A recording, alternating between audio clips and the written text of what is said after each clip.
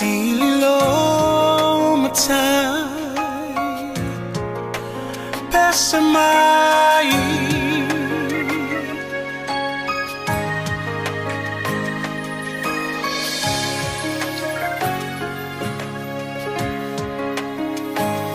matango fie o ele ali la ei oe ile mamaru vi ia oe le tupu vi ia oe le tupu fusia ile malamalama le poni saua sola ngatete le siu fofonga ngatete le siu fofonga e ofo ngia oe pese mai e ofo ngia oe e ilo mai e ofo ngia oe lo matai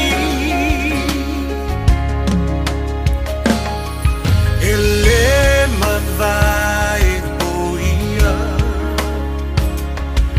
e tu não fa avava mai le amatanga e o le ngata anga le atua toluta si pa ia tamale alo le ngata Leona mata utia le mamwe na fasia e ofo ngia oe elo ali ese mai e ofo ngia oe elo mai e ofo ngia oe lo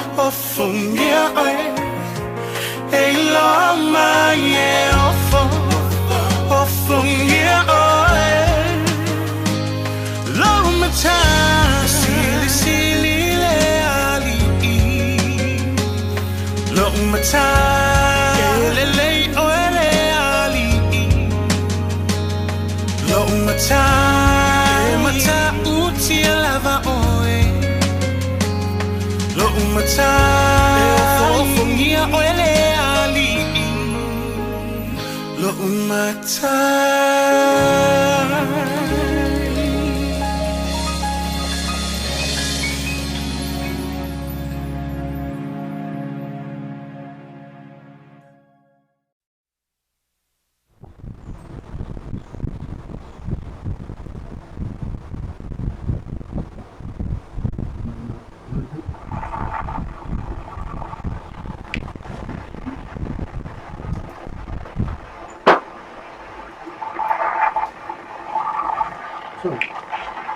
Ia fifia te whatalofa atu ni tu lau TAEAO ni ula sumafua ni mātou i nei Samoa. Le TAEAO fo nei i o le TAEAO la soiva nei o le masino Setema to sanga lua afe se fulu mariva. Ia o teme nei, e fifia whatalofa atu tātou tunu e tau sio manuia umar tātou o tunu o nei TAEAO ia matua le TAEAO nei whawhenga ia tātou o le TAEAO la sumafua. Ia le sa kele anga relax me tātou le asafarai le astona ia sa e pe whainga ka misa tātou e whainga runga. A tame nei, i whataro whātu mai tau Māori, ia fresh Māori ia e lo la vela, fresh Māori vaenga nā ua. Mole la baba, la ba ia tua sang i fia mai tau fresh. Ia le mata lea, o fefe, malo. Good morning, fresh. Yeah, good morning, Mr. Ngangon, ni tu la TAEAO. Ia ole fia lava ole anga fia whatalofa atu ni TAEAO. Nei e yon pisena matai sa topo kalame. E o fofongia le alo fole ali i on tangata. O le tangata lava ia la mafua ia o le whaale tonu. Ia lona vai yaso le amatanga o le vai yaso. Pe ia on saunonga o le yaso sili on whaatutunga tā. Ia ai whainga tā lava. Ia i le seme mo masfili mo le yola. A le tui lunga e ala po. Ia ngā lue. E lima whai foi. Ia o na ailo ai. Whatalofa atu ni TAEAO. Ia i le nganga fia ia nei aso iwa ia ua ka mo e voi se te mai ua fai asina babe tele le anu le aso o le nganga fia na nei TAEAO.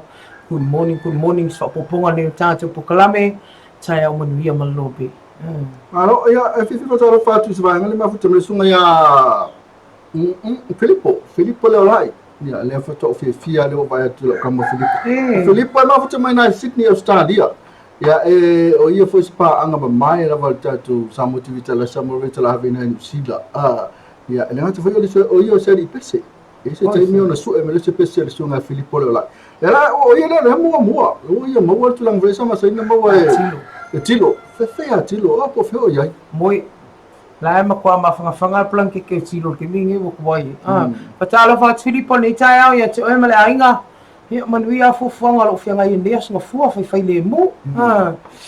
Mai le sunga Filipo tala fala fianga fai lili ia malo so atau ia ma vitu ko go fai Filipo lo swafa. Ia matua le sunga Filipo e lo nga ia swafa matai mai na ia tatiti ina i tau si fia le swafa le tatiti o le fia anga se vai. Ila ke le falo mo mo yo fela fia o tatiti ina e ngalo fe le nei nafu. Nei yafu. Resiti. Tau nei yafu. Ke la fianga nei yafu. Ese le tali ni o la tangata. Ele mele o pese. Tali ni pese la boni yafu ma kone yafu sa wel 5 star. Tu limba to telefone wali pese le yai. Ele sunga ya fai po ya kopo. Ela foi sunga ya listam pese le nai. So ngala fa tau le oi Australia. Tale ia pauna lo tale le fatu ma. Kale ngia le pese. Ia pa na fa le mal sunga Filipo lai. Inde ma kwa tale ngia sunga Filipo lai. Ia la le musika. Ia tama tua ia 5 star ia so la. Oi sir. Ia sili fa lo pa ia oi na so fu mai. O la le roba makanga umatu 5 star. Ia le ai nga ora ma fa lo pese 5 star. Lo ngala termina dai pese ile te malo Filipo ele ngata pese ai ko piki ki kala kata no fu mutanga tata ni piki ol asoi fu matanga tala nta lini le ya e ma nai al mata ai ava pese fu matanga tala santa lini ai lo fos ya se ilonga e kaki maka o ngai ka o ina ko ma tole te fa na tuma sunga Filipo o taufi pa Sofia. Lima sa vore fia na peste. Tapu fa Sofia. Le sinali peste. Ele vai ko fakalo fu me Filipo ya we. Me talo fa Marietta. Fe. Kaila Filipo ia mo fatalo fa ia a tamai ia amasalo la tu ta bokan fa nga solo ia on le telefone fu fuanga la nga ite ia e ka si yo mon ia la o telefone isu na tu pro weekend. O te me mana ia sa ai mo weekend. A te le atu ta telefone o il tatu salon. O me a falo o ve si e dunga o tu se fo di ngai ore o tapo wa ese vale ma dio ga ka pele a maka o madia maka e so mai fia mama fai mai e awal tu oi lunga images o tata uma e moni e tata la ngona le alo lo fa isi alo totole ana na maua le wafu mul fanua o te man tu ai al tau sanga i lunga afe se fulu na opu e ai fo i le tala i nā i le wafu i le fia la anu la pepa la fai le pepa e te me la observa ai to e vala au me leo ke mi ngale ma ngai o connections ngai leo le kai nga ngi me fu i vili mai o ko pe fu le wafu o la kungo fa pe uma la vai nga ko fa fango mo mai al pepe teine fo ia na maua o tina i le moteli ia wone fa o fo le tafina ngalo le moteli ia ai o wala ntoi ta o no le vai nga fo ile pe o nei le asto na ile TAEAO ile winga la from talanga o le o so o ia fa la vera fa pene le saula uli le o mele so le fa mai le e maua se tina yana le pepe le so o mai mal fa la vela vele Kuala Lumpur i si so le o ta fia pe Kuala Lumpur ile tia ina fo yo lana pepe ina le monuments ngai Kuala Lumpur le me ngalu le fungu ia lo tali mai fo ile fa la ve matu ia ile wafu ia ela ngona ela nganga fa no stemi on mata ta no le ai pe ole titilo na fa ma fo pe ai se wa na fai ai nei wa no fo ma melen me alo fa le tu al ne over ai atu tu al tino pepe se tu lo mo hola pla me ngale ku ai o se tu lo wa o mutu mla fi fa le ta wa na fa tino e tu e la tu sta sama dia okay wa ka fa o ka le pepe nei pe ana fa pe e uru fia le anga ngole ia le o tu la pisi se tu lo ia ma bo le se ai se te mi on tata sa no ila ia le ile le adu duma ma o sem ta pele ta ona tiena e te tawa ona tata no fa so e le malo le atu ia ise fo po le ase fo ona wa sa fa af le o tolu ia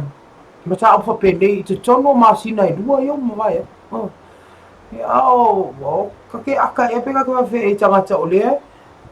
e o mata o maria mata ko e ole foi tio ala o mata ye ia ma fai mai o tu foi dunga ia o fa ma ninga na po evidence nga o mentu o se me mari ma fa fo fa tato su e pe ka mo no to e ne pepe mau nei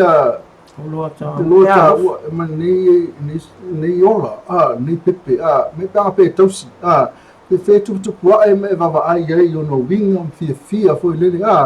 ia le no foi por le titi por le se me la foi ne tam titi ai sta le ni ate ia ale mai mau nei o lota wa le fa e fe la tato le me sa me o tamiti mo mai ni tulanga foi pe o pongsa mai me foi le lo matua e po le lo foi to lua esse mo mi foi fa ala me fa e foi ele ni me al mala me pongsa ya o te lo tamiti mo mai pongsa la me tamiti tele dale nia manuia isi ainga ia ale tau ti fa lisi o pepe fa nau tau I matua fo tuanga fo ne temi tau I matua tau sesi tau lawo ia no pe tau fo lo fa fe ai fa le victim support I tau nei sa mo ai ma tau ai ole alu ai fa ulu ai la ta sanga o le ia ma se lo wa ngai fa le tu fa ia fa so ai ol to mang ia manisi fa pa to fa tali mai mo ia e ma fai fo ia la tona ona tau sila o pepe fa pea e le o mana na o ilo ai nga vai ia me fa pena o silia I tātou ia nisi o mātua ele hawhia fo matangi sam talanga te leo mātua pe wa o silia atu ona tilo I talata ma vi inga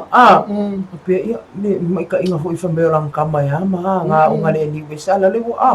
e le sau fam talanga na e whai ia le mea sa o ma le mea tonu taun wha atino o le masal salonga na le wa ave nei ia I toi ngā tulang whapea wa ele ai astangata o le mama e lofo mama e maitanga ai alu faise whainga whapea te ia wa ngofo ma wa le aport le pepe pe ngofo ma tia I whapea si tulo Ya powerful tuanga ni taimi ko vakulava ia awoni tu a fai na ma futa mai tamai tai mai sa to pale tamai tai nga te tamai tai ma tu ma tamai tai laiti a mi se laiti se kama fai tala noa ia ma pola tu lang mai ia yo oi ia a fa na so pepe a fai ma tu le ma futa mai ia le e tu lang le ta o mari nga foi le vai le va mata a vai lato masiasi ala mela masiasi fu a ele tala mo fai tala no Facebook na ele titi na fa na ele tuma ta ele te lo le mo lunga fo tu langa ni sa mo o fai ka lan tala anga fai mai te mina fa na wai te mina mai tanga ola oma sa lo ta lo tama fai me lo tama swedi fia so tama alu ela oma fai fo ni sia te oi pola mo tu fai o fa MANUIA ino oi le lo ta wa le tu ai halu awela o ma fa o pe vai le fa na le pepe teine to ya lu avela na o ma salo pe ya le fa le mo lu nei sa mo teine na pe na fa mi se tama io no le mala mo teine to mala mo na matu io ta tu ma tu e se fefe ko a mi se matu sa wa fo yi ko fefe ke ki fo le ka o ku mi se tina we ku mai lu es fa tu ma tu se mala mai ta tu kom fe mala yo lo taua mai tausi fa le yo foi vai ngai le tau le wa ku pa si tu la fo no sila wala la pa si tu la fo no sila no fa le lipa le tu mai fa pa kan aposit la fo we mai tu la fo no le lipa ngam le queen man new zealand face e ma fai ona e le fa sala ina tina fo le pa pe mo fa pe wala ki ila pepe e le fa sala ina tu la fo no lo wa ku la fo e me le fa sala ina le mo di ku la fo e se vai mi a fai le lipa ya ale fai atu bongalo ko len fai ko bongalo ya mari bongalo se ma ko fa mana tu asik fai mari se fai ka wi fa ya me mo I o to le anga mata le se ko fa le tu ko va ai ta ni ya ono le fai singa de fu le ngafa na wa ma futa mai Sio Collins ma lo sai fua ya ma Filippo Leolahi ya o le whaftai mai le issue. Tele la tau le fia ia o le ua tau fia le issue nei.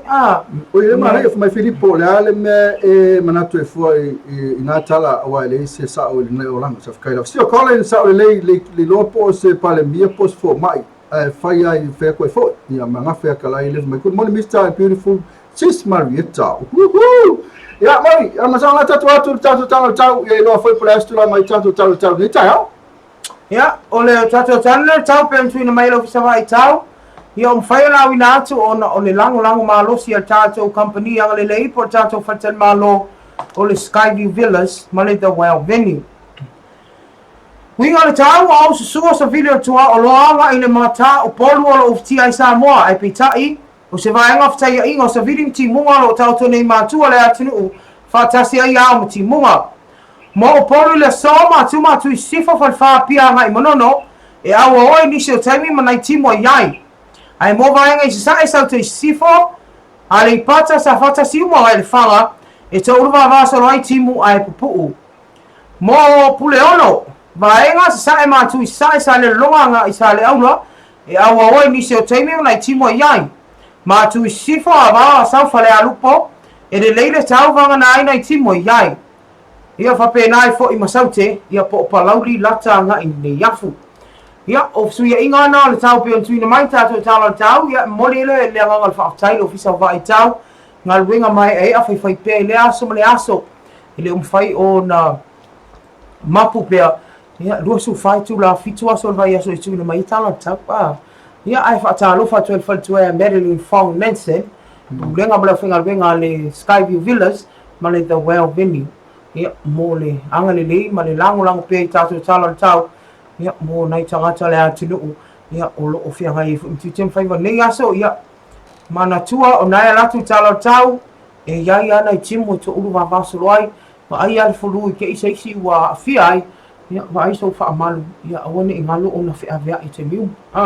sa o lei mana ia tau neve asu ia wa sa fale tonu la tau te termina fanga so le te wila ia sa timu ia ale wa maka foi amata me na fila sa o ka semana ia fa talo fa tia mana ia tu mo my money from Sydney ia Australia o te me masala tau e tani ta ni ia ta fa pa sinisi ona foi mai lola ia e postato pese foi mai lola ia ona tatu tala no atu ai lola ia e tu se foi mana isu e foi le tatu misa mo le mo misa mo le sa ton fai ti ele official tatu STA ia pole tangata fao e sa fai tu misa mo resto nai na misa mo ele ia ke lo pe ma pe si le fiel to mai ta e pena foi tatu mo sa mo yes I am so happy talu e ia le ana na malo le wala pia la vanga yo Filippo malvainga o no le ya wa ya ko yo fango allo fodi ya ai mana ya ta anu al blu mana ya ta alo tama o sta alo ngasigi o na nga pe o so no la fi wala ri pal mia o le fe ta longa pole ala vale unga le tau unga o sta alo ngasigi o na nga o le fa ve velai a wala nga ia tu ri pulan Kalisia ia ka ko po ma le wala pio li pulo mai mo ki ngoi fai ainga ala wa pa ia la kirikiki ngele wala pis ka pe me le kirikiki ele ia awa o plex to au ka rofa kwa sto tu no so le fainga so le ko ai la le vai e me musu ko ngai so nga ka alo la se filmano me nga ka o ka alo pouco awara fai o tala mato tu no la ko ta masi ai ma ngai I va luar fio Ifa lua laki o le lofa ia I o le tato o peleki abisa ngai kama ko ngai ka alo le o peleki musu e nei tamatonga I si kama le o peleki si ai si mako mo le o ko e ui lavanta alo le o peleki ia foi latu loto amanga tonga mai kama sa mo musu le o peleki e rei pole ia tonga Pea on fai e siri akula se filmaro si wale skalunga kaudia le World Cup e do ale au le afi o World Cup o le mena ale sa mana o foi tatu au e ka alo per ta alo tonga ma ko ngale o foi le play touch foi le wa se fela mo o le World Cup aba ko ele hairi o tatu o makua loko lana makua ka alo ale ska makiki talonga la a fai la ve ai le alo le World Cup makuaka alo la marusi morone rona tu amisale ese foi ma nei o ka po inga si Australia tomu ako ma lo fa ma lo Australia ele to wa time mo tapo inga la ma support for tato man sa mo na we fa mai se calling ete vilia tu e mari numera lo mala numera mai mari o na palea lua o no fitu tasi lua va tasi va lima o ai vili mai ya que lo ya que por al meme na video como sio o sio o le mai le afia anga tu fulele a lo o mau siaro o le fa mai me so a mai la coupe o se se mai ma sa ko me lo si o que la que a mai ma o que la pe o le pepe ya ava ko pepe o mali o pepe oi la le o ma o sio o tato pepe ia o maua o maliu si alo toto ia le ia mo se le o mana o ia ma vai mo ki ngo tanga te mo ana te mo ina na te avea ia ala ngai faita ia le o ma la ia sine alo toto ia a o lo sa idea le lopo la o mo le o stemi ia o na sa idi me foi so amtalanga le official le o fa sin tele tato issues ia mana o mia ia o na tu ni mai fa amtalanga o le aile o mau mai sai unga ia ai o le tala atu na ia talo fai ia we sio ia ia na o fa tala atu mari ia a fai e te sau e le pepe matua e que algo mais pepe matua e fala mo duas formas tu tau sanga pepe teine e que sabe pepe la titi ale tele le pepe matua e nei amato sio te sau e watu ma oi que re ka baru fu tausi ela kwa kausi oi o te mera ia te fatalo fata mana ia tu mua le te mafuta mai ia fatalo saki aka ko manu a te mera a te mo tato stato pese ia manis foi tato business company foi mai ia fatalo fatu le tato company business ia pena foi mutata no tato isu tato isu tele foi isu ese mai ai tato mamsa mo pena foi male pepe ia male tato misamo tato o ili pole la vale meu piki e o wow O ia o ka sa le o taini uma ia ai masalo fa masino ia ina va ai foi mo interview ia mai si me ho ia o ka len na lai ona manu malo ni Samoa ia au ai taini sa mai se tunu e ni Australia so fai manui o matape na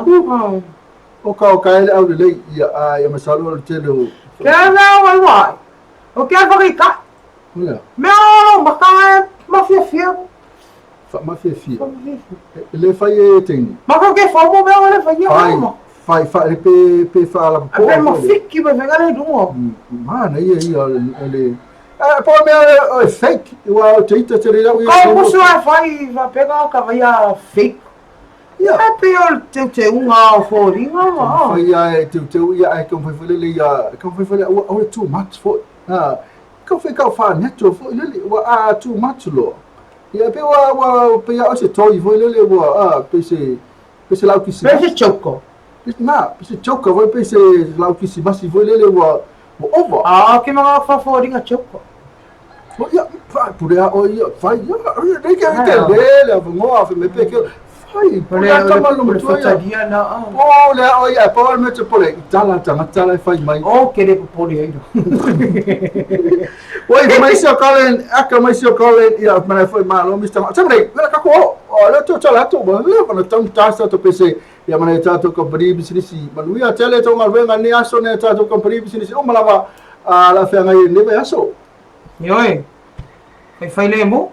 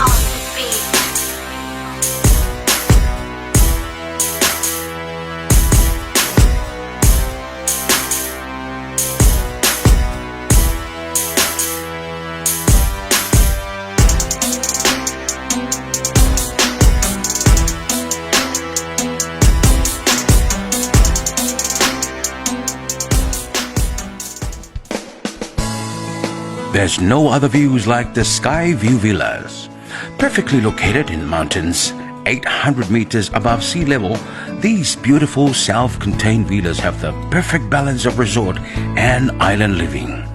We are surrounded by beautiful lush gardens and panoramic views of Apia and the Pacific Ocean, and still a short drive to the city. Meet our friendly and professional staff who are waiting to make your stay better than your last. So what are you waiting for? Island getaway can't get any better when you're staying with Skyview Villa.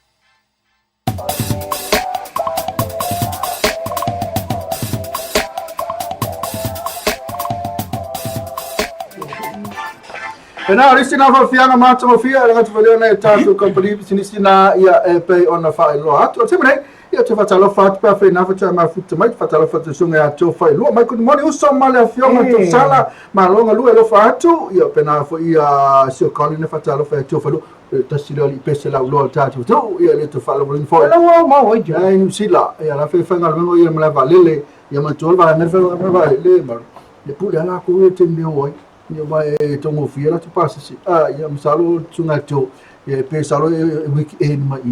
sa mo si Mo inga joy weekend al. ya tu langa iwa tele va le fia malanga mai sunga to ni o tira malanga isa tu ma tu Thailand ia oi ya tu no foi em Malaysia le Kuala Lumpur ngai ma le di mai China ni sa ngai Kuala Lumpur ngai di mai China le foi na China na pepe Kalau fai. Ya al me sidi ona le tata no ai fo au le I fa mai ai le fa tano fa nei company pisi di se le yang le mai pe. E kata ngoi fo ile ina me fia mama le vai nga le fia mama wai le ya si ato to ni o la pe ona vai ato foi fa tuanga lo mai lunga tanto live. E sa o le pe ya an fai ile ai am si ato to ni o la Ale fesili. Ole nei wa fatia ma poponga tia nu ese ona ole o te loe pa wale on me wale no no fa. Ona ole va inga tanga. Ai ma tu ai tot sanga. Te le yo pol me fa so na ai. Ale si ave ma di ele loe le ministry la vala awe pe fa na va tu telefon. Tala mi sa boy les for me. Ele o ye sila fia ole fia ngai ale usa. Ia le fa tonu ole tanga lunga so fu malolo ina wa Ole a onga le na lo ni mai tai de ole a onga tau so fo ma lo ina ya te le lo e po e ai whatever reason ai se kala io le fa tu o ya ai le a mi se a fie fo ma lo ina to me sa lo se tala la vala ya o la tu ai po se sina wa tu fo le se si mi fo le lo tu io mi po ala ya se ka ku va ai po le hatu la le na story pe se so ku le si sai to story po le wa ya lua ya ke o fa pe mai no le ya la usa ya le foto o mai ya taro le poti e sa ola ba ka mai kai le termina no le interview bo mai e te le no ale fu kwa no e ke lo me le o le te le o tale ni a tato fa na ka sia fa tuanga le to va tu termine o te le o tale ni a tato fa na ka mai fa la tato ma to encourage and support so sta le ni lava e le me lo pe pelo lo walo Kam fai o encourage mo support pe lo walo wa te le lo pe lo avelo walo ma porkiki lo ma ko lo fai pule porkiki algo me fai malo ave aí ma mista ave aí palmia ave aí pedeskengi ai foi pe lo Bill Clinton no pe lo I never sleep with that woman Bill Clinton yeah menala encourage foi to fa na pe lo wa ele no pe vela to mo ia Vai no pe perro io lo ia capia.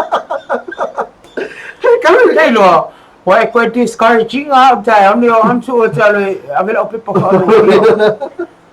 ai la si la le ku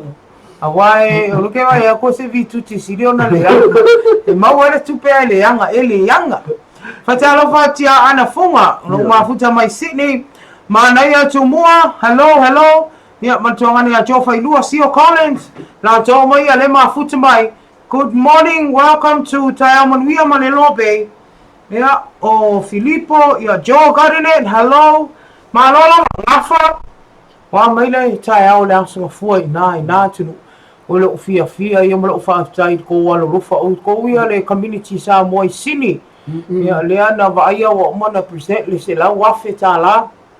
ya ngai tanto mon sa mo e ui la fa ia ingal ma to mon sa mo to wa pi ya le fa pe bu mo va le anga va ia wa lak ki ko pe ko wa pi ai se mamangu ya o ke minge o lo fa to mo liu ya man to fa teu ya ma fa tani po a fe teu so ia le rira le sa o ko ia ui ka lo fa di Ke lo pa me te pisa fo o il mato au ai le pisa to o tonga ko o to tu no ke lo pa me ke pisa fo il mato to te chama lo mato au ai pisa o to o tonga pe ya wa ya ku tonga Good plan. Nana sefer malo si tonga World Cup. Ile mindinga ko nga ia le alu dungo ai ang Sila. Ai wa ka ang Sila pera ka alo mari si au ma si vui. Uma faia si ko. Uma faia. Ko ta masi ngai ma ngai sefe. So fue makwa sasa fa ma ingi pa o ngai kama so le. Pero sama so fa nua. Ai ngo ma ko aku mi si mi ke se ia o se. Pero sa saka so fa nua ai ko ga so le sasa la ma kina inga so fa nua so le sasa wala wali. Ai ma tara fa ma fa ka like for my was solo fa ha file nga kulanga. Ai ma ngai lava. So se isi ko kupu mai nga me si le fa i lo le ngoa ma ngu ngu ya ma bio makanga mal fa lofa ya fatalo fa ya mana ya yo manato tama ta yo ngafa ya kala ui lava ina orono to le Papua New Guinea ni ai ui lava ina na tala fo na na ngafa ina Papua New Guinea ale le ya na fa Samoa oi ya le Samoa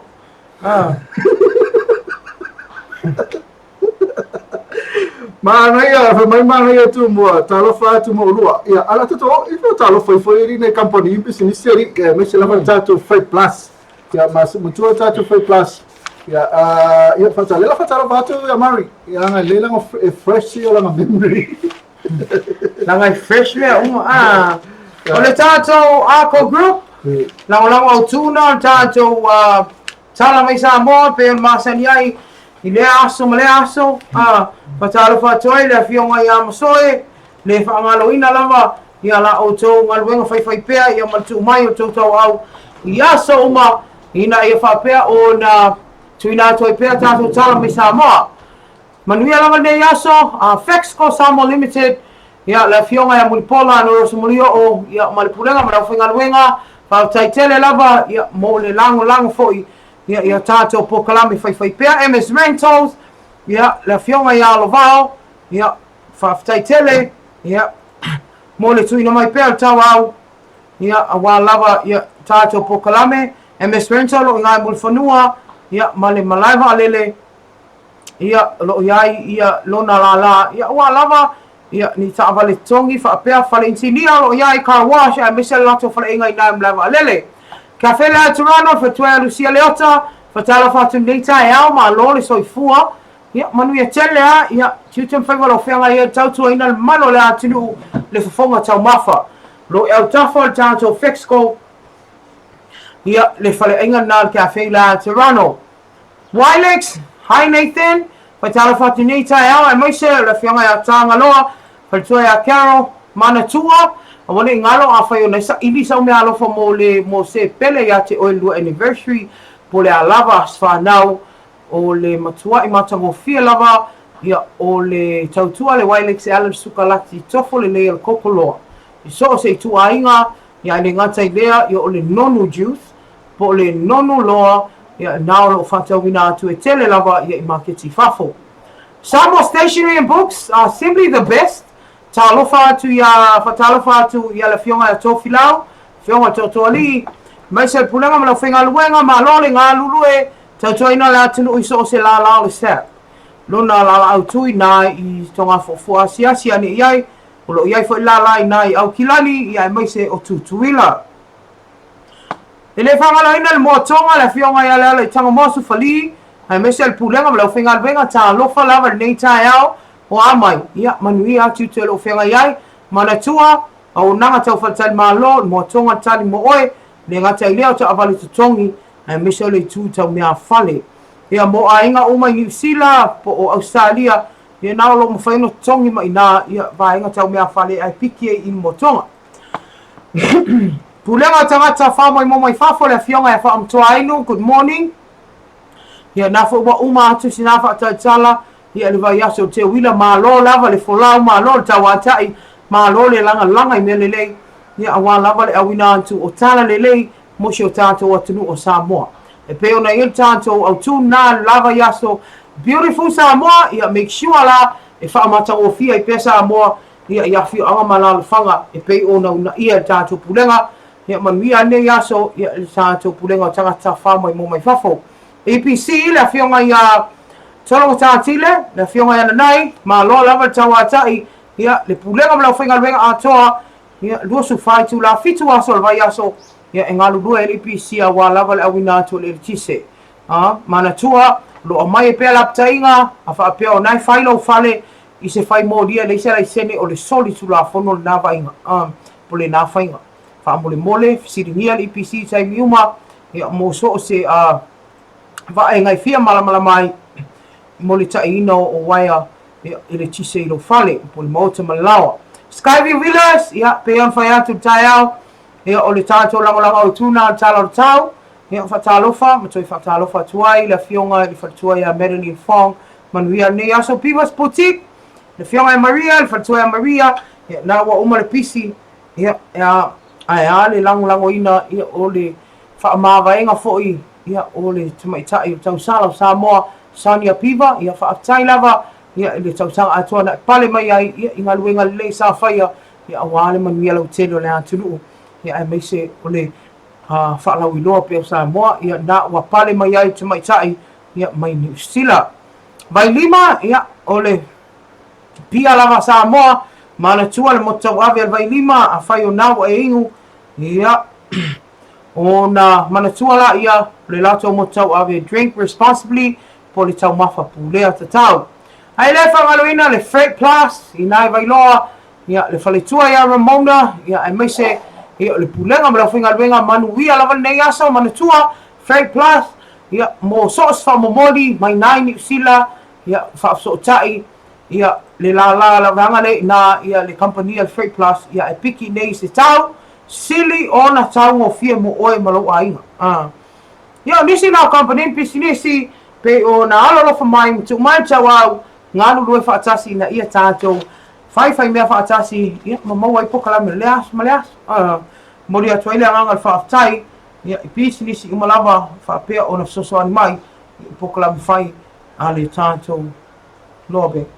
ia tamine ia le ato e tuina atu mo nai whaasalonga whaapisi nisi ne taliu mai whai unga tātou TAEAO manuia ma LOABAY toi whaatalofa atu ai ia Rosa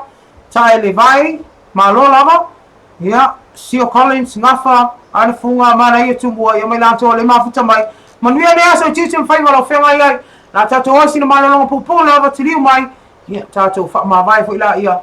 tato ku kala me TAEAO manuia ma LOABAY Ooh yeah, tiny boy. Stable is a boy. Stable is a boy. Yeah, hey boy, come on, mama, pia molema. Stable kuku. Bako Samoa, kasi le loco pule oi la rue. Sema kwa se pele a sondo. Sema le mili rock. Viva mai le musica. Sema kwa se pele a sondo.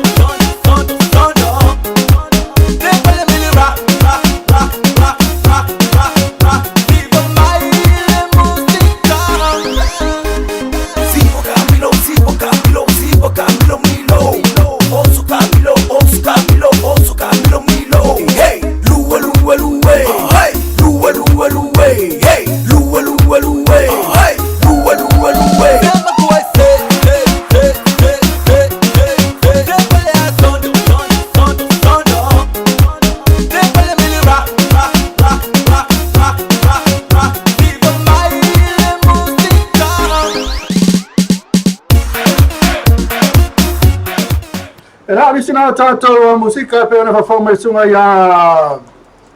Estate mako i mai visina whi mai se makua sei ia le mate lea ia ulupa hapulu Freight Plus le mua me luma lato telefoni ia Freight Plus auni ngale tātou Freight Plus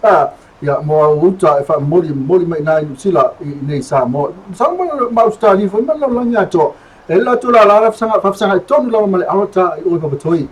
ia ona singa whawhau fia e lato la na i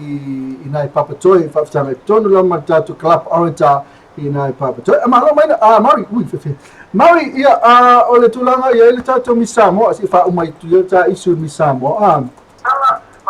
O lea ua manu malo le misa mo New Zealand. Sau whapele tui manu malo se misa mo New Zealand. Ia ono leu sta ia fo i mea sei ngō mua a. Ia whawhitai leo tui ia masalo whamangalo nā mea. E pia me fia tau sanga talu na whamangalo. Pe whae tau sanga a. E whatatu e pale mai leo se misa mo New Zealand. Mana ia wa ia e ila o mata an pola e tala fia vai fa iunga. Ia wa pe an fa mai misi ia e se al mata tangata ia la mata e se ma fo tangata fa msino wa ia va am to mai. Bol ia ka ko si so ia ka ku fai kio. Mana ia tatu sa sala ni tau sanga. Sanga ia ne ai o tai ia ma via o faiva. Ia le te mai tai nai fai ia se umani. Ne do pos kinga ma ko ai ngai pia lo ke ri. Tele ma sani fo. Ya, le ngā tele whamalo te whau te mai tai o pipa e whare Sonia whamalo Sonia i lau pale mai whau te sanga atoa ia sa e pale mai i o Spes whau te mai tai e se malang malu mana ia le satu lua le Miss Pacifica first runner up whamalo atu siona inga ne ona matua ia pia whau ia se latua inga atoa lava ia ele support fa malang a mese lava i tatu tunu tu la me fote mi sa tu la me tu mete Sonia Piva a MANUIA lava i sila sanga so fu la fa ngai mo oi ia i tu sanga na lo to so fu ia mi sa la tu mo pelo tu le tatu tunu wa le te mau lava i nei sa mo me fia e te tau mo le tatu tu a manto ia mi sa New Zealand ia la no fo de tu sanga to a e lo foi le ia le so fa ini ia pem eu pe o le siva enga le e tawan sai tanga ia tu la fono fo ele familia fo tau tinga na i along fa na mai atu o mau tawan fa malo sia tu me tai sa mo nei o no le lalam papa au nei ina i fi na o ina i pale pe pa nei ale chom fa ia nei tu mai tai loko fo i po ina to le au mai nei e o le o fa pale ina tu mai tai ni si da mana ia wai o le fo o sa ngi fa langa mai o tau sala le Pacifica ia o mana ia MANUIA lo tu le mai ina ia avatu i pe ia se tala le lein fia mo sa mo isi mata fia fe la langi wa oi ia o le ampasa o le tau na tau i la to le pale mai ave am tau sala sa mo o to ampasa o to le mo i do ma ai mo mo ia so i tala ia pele anga sa ya ai mo le fa te anga fa kalai lo fa to fa mai me MANUIA ne aso fa MANUIA le so ko fe rai si kula mo te kia pero Filipo le lai le me MANUIA po kala me lo fa tu mo to na sa lo Filipo na la alu ia avera no pas MANUIA tiu te Filipo ele fa ngo fie le tiu te ia mane fai wa foi ole fa foi no pas le pas pe veloli ia ma la fia ia veloli wa alu pakala ngolodi se foi se me mo ai ele va pe mo se ele foi aka va pe mo se Filipo le ai o le ke aka ma ia aka fa asunga fua ka o le fa ko e ku se le no dis kamo Filipo e fa vai no ke aka aka ko mai ke ke le wa ka le ali ale vai ora kala ga fai ngai lo fa mai o ke mo se Oi mele le feanga mo se le lo ke lo fresh mele no tato o ia fio i rodi ma wa o ke lo miki nga ia i nga fo i rodi a veloti ana mo fia ke le yo me kango ele ke le kia sui era va fo i Filipo lo miti io ho risi me o ka mo e pa Filipo le me nga ma Filipo o me nga Filipo ya lo wa pule ai me lo le fale a fe ai vai lo passi tu fo fe ma le fale ma li passi che ave passi la fa sa moar me io va per auscadi che io le a fale allora passi ave passi ya me la Filipo ya lo e velori ya wa ya me fo lori ya sola le to fo mo fianga nga lori ia vai o tu te tele maru ni lo eta tu ampio sabo ia i lo mo tu hoka se baul be a te mane ia masao ba lewa musalo tas po kalamena ni tu la ta ia ne issues now tu ati o tafa to emotion fa poponga ni se vai nga poli ta tolu ma vi fai ta to live ono hina tu ngia ila fiafi ia o le tala tu na mo ila to ia o le fa to ama ua mai ta to fa sala nga tilo mai alo ke aka ma fu kama te ai lai moia e vere ngai moe pei a le moe le po mo se po la mo sa dei le musa va ia tele na isu e tau e a fo e li poki mai wa po fa o dei fo le tala e tau to parti le SNPP so pa kia kamo vui kalo fai mo ka o fa e fa pena kia lo fa sko ingo fe lo ka lo fa pe kia lo fa sko inga la ngale ngo fa ka inga ma ko le mera fa yo sa va ai o ngo mo sei lo ala ku skala mo fa sa la wa nga fongo nga fa a chonga le a chumu nei o ka o fe se kumo o fe lo emos a mi fa pena lo yo lo mata pero lo que Mickey fa mera fa yo ma la ma ko pipi eu nei fa na la te pia ele sunga ya ki fa popo ya ma sunga ale mai ya tu se foi mal tu langa lo ta fie na o kele mia ya am sala na fa muta ilanga leo tu line tato news na ya ma fa lo tu tato sno ina nei la fiafi ai manuia tele lo waso la se pule tato mali fa mangal mala au na tato fe lo i la fiafi ala to te amari ya e to lu ngatu ta programe is sabutala ya tato fa ma vai lo la ile ai fa to fa mo netem ya o tato po kalame na ni TAEAO pe on sa nom stangamo tato fe lo i semiole au li ne ya lo tu ma tato tu se ta die fe la ya ala se ngana o le tato mali fa ma ngalo ya ole nganga la va i tato mo por fie ni so fua fa me happy ole smile la ma le happy tu sa per ese super tang manuia tele ne ya so tato fe lo i semiole ya so la o li God bless fa so fu